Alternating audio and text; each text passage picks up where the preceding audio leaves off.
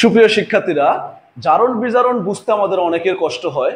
আমরা শিখাবো কিভাবে জারণ বিজারণ সংঘটিত হয়। দ্যাট মিনস রেডক্স বিক্রিয়া। এটা নবম দশম শ্রেণীর হলেও যদি তোমরা নবম দশম শ্রেণীতে বুঝতে পারো, একাদশ দ্বাদশে তোমরা দেখবে যে এই রেডক্স বিক্রিয়া বুঝতে অনেক সুবিধা হবে। তো মূলত আমরা একটা রাসায়নিক বিক্রিয়া দেখতেছি যে যৌগ দেওয়া আছে FeCl2 আর ক্লোরিন উৎপন্ন হয়েছে FeCl3। প্রশ্ন হলো যে তোমরা সবাই জানো যে আয়রনের দুইটা যোজনী থাকে, একটা 2 আর একটা 3। যাদের একের অধিক যোজনী থাকে তাদেরকে বলা হয় পরিবর্তনশীল যোজনী। এখানে আমরা দেখতে পাচ্ছি আয়রনের যোজনী দুইটা প্রদর্শন করে, একটা হলো 2 আর একটা 3। যদি কোনো মৌল বা পরমাণু যদি যোজনী কম প্রদর্শন করে তাহলে তাকে বলা হয় আস, আর বেশি যোজনী প্রদর্শন করলে তাকে বলা হয় ইক। তো মজার ব্যাপার হচ্ছে এই যৌগে আয়রনের যোজনী হচ্ছে 2। কিভাবে বুঝবো আমরা? তোমরা তাকায় দেখো FeCl2 মূলত আয়রনের যোজনী 2, সেটা ক্লোরিনের কাছে গেছে যৌগ গঠনের সময়, আর ক্লোরিনের যৌগ যোজনী 1 সেখানে এখানে আসছে, তো এটা দিতে হয় না।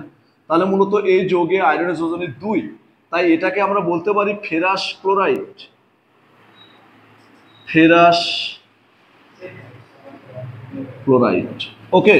আর এখানে দেখো আয়রনের যোজনী কত? 3 আর ক্লোরিনের যোজনী 1, এই 1 লাগে না। এইভাবে আমরা বুঝতে পারি এই যৌগে কোনো মৌলের কত যোজনী প্রদর্শন করতেছে। তাহলে এটাকে বলবো আমরা ফেরিক ক্লোরাইড। Ferric chloride. তোমরা অবশ্যই মনে রাখবে যদি এখানে FeOH2 থাকে তাহলে হবে ফেরাস হাইড্রোক্সাইড, আর যদি FeOH3 থাকে তাহলে বুঝবে ফেরিক হাইড্রোক্সাইড। মনে থাকবে? তাহলে ফেরাস ক্লোরাইড ক্লোরিনের সাথে বিক্রিয়া করে উৎপন্ন করছে ফেরিক ক্লোরাইড। এই যৌগে উদ্দীপকে জারণ বিজারণ এই রাসায়নিক বিক্রিয়ায় কিভাবে রেডক্স বিক্রিয়া হলো কি হলো না সেটা এখন তোমরা ভালোভাবে বুঝে নাও। এখানে FeCl2 প্লাস কি দিবা? ক্লোরিন, উৎপন্ন হবে কি? FeCl3। তোমরা এখন দেখো যে আমরা টার্গেট রাখবো বিক্রিয়ক পদার্থের মধ্যে আয়রন, ক্লোরিন, ক্লোরিন, অর্থাৎ আয়রন আর ক্লোরিন আছে।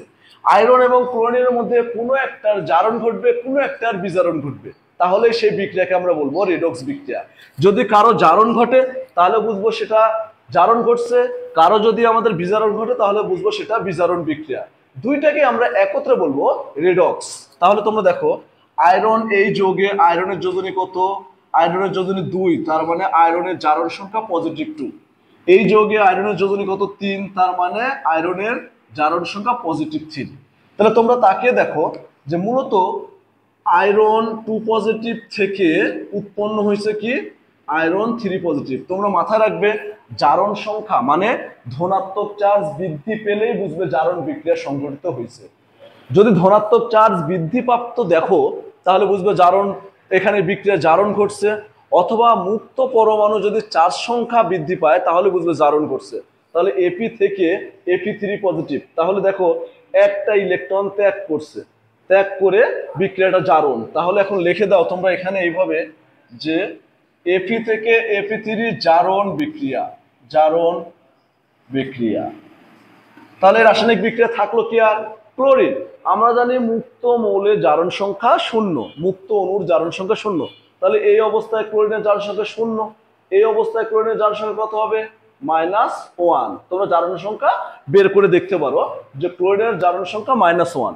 কিন্তু 3টা ক্লোরিন আছে সেটা পরের হিসাব। বাট ক্লোরিন থেকে ক্লোরাইড যখন হয় তখন সে ইলেকট্রন গ্রহণ করে, অর্থাৎ ক্লোরিন 0 থেকে ক্লোরাইড আয়ন হয়েছে, তার মানে ক্লোরিন ইলেকট্রন গ্রহণ করছে। গ্রহণের সময় ইলেকট্রন পজিটিভ দেখানো হয়, কিন্তু কয়টা ক্লোরিন আছে?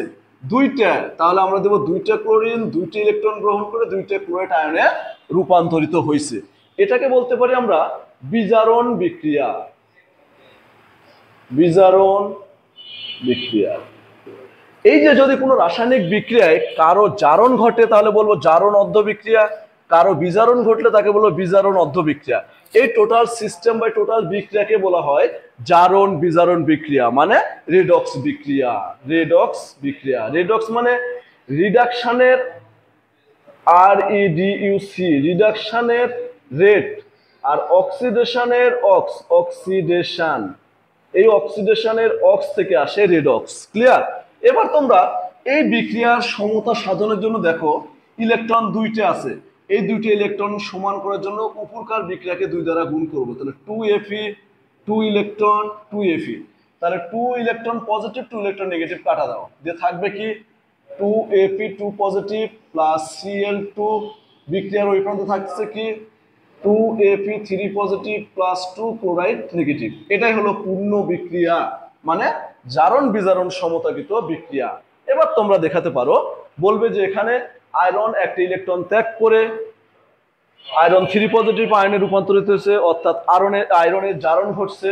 ক্লোরিন পরমাণু 2টা ইলেকট্রন গ্রহণ করে ক্লোরিন অণু ক্লোরাইড আয়নে পরিণত হয়েছে, অর্থাৎ ক্লোরিনের বিজারণ ঘটছে। এই বিক্রিয়ায় আমাদের সমতা করলে হবে জারণ বিজারণ সমতাকৃত বিক্রিয়া, অর্থাৎ এই বিক্রিয়া একটা রেডক্স বিক্রিয়া।